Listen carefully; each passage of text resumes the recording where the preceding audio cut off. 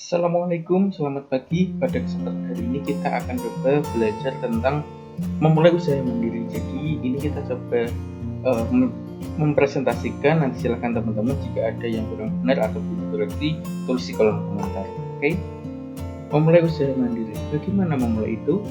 Banyak dari kita berangan-angan menjadi seorang pengusaha sukses. Namun pada kenyataannya itu kita masih takut dalam membangun sebuah usaha. Sudahkah kita punya ide? Kemudian apakah kita sudah merencanakan sebuah usaha?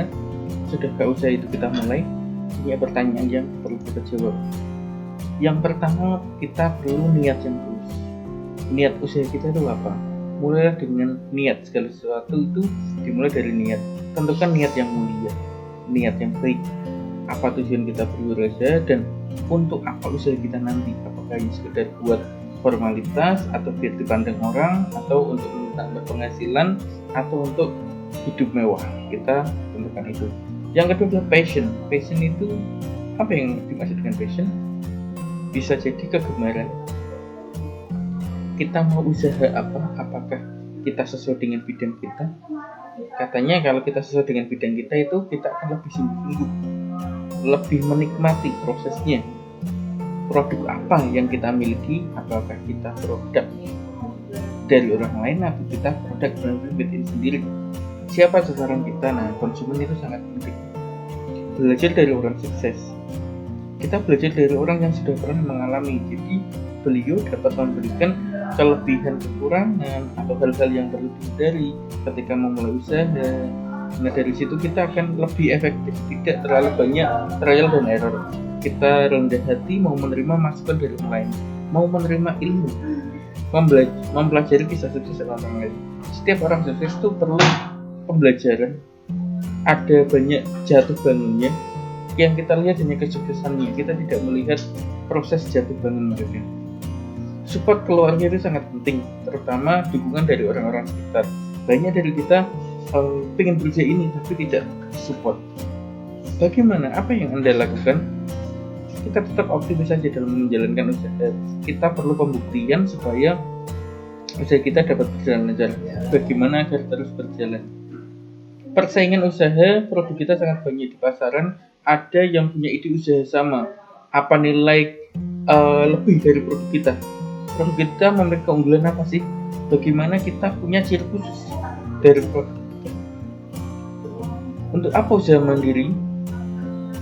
Usaha mandiri itu bisa lebih free, lebih leluasa, karena yang menentukan adalah kita sendiri.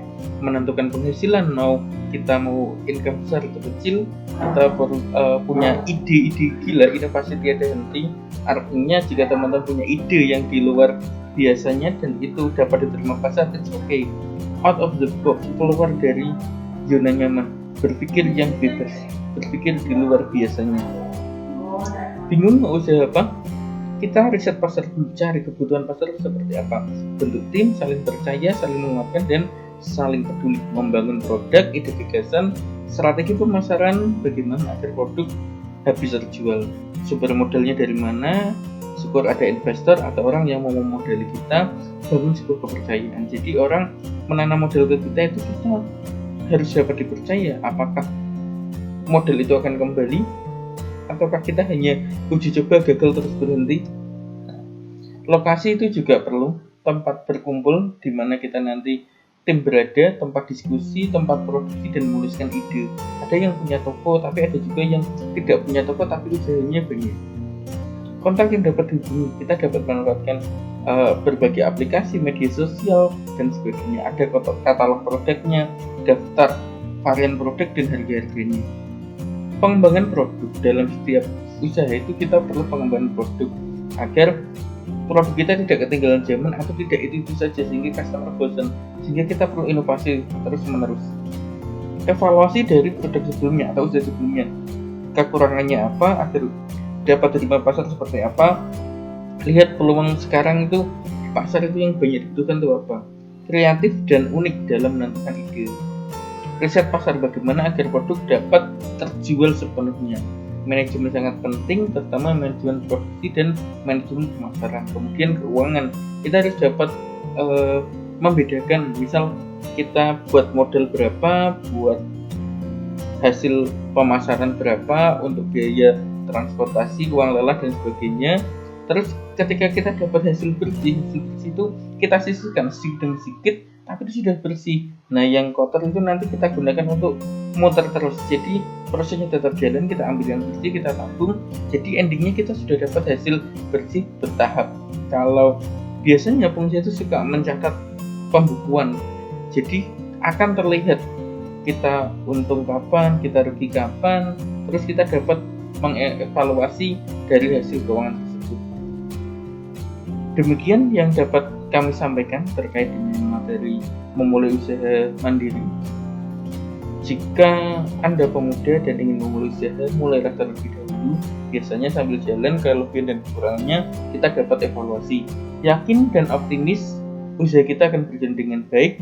Itu yang mendorong kita untuk terus berusaha dengan sepenuh hati. Tujukan pada orang-orang sekitar kita, orang-orang terkasih kita, buktikan bahwa kita mampu menciptakan peluang usaha, mampu memberikan manfaat pada sesama, dan mampu untuk membahagiakan orang-orang terkasih kita. Demikian yang dapat kami sampaikan. Jika ada kurang dan lebihnya, mohon maaf. Silahkan subscribe di channel ini dan berikan komentar jika ada hal-hal yang kurang tepat atau mungkin untuk request video berikutnya. Terima kasih. Sampai jumpa. Wassalamualaikum warahmatullahi wabarakatuh.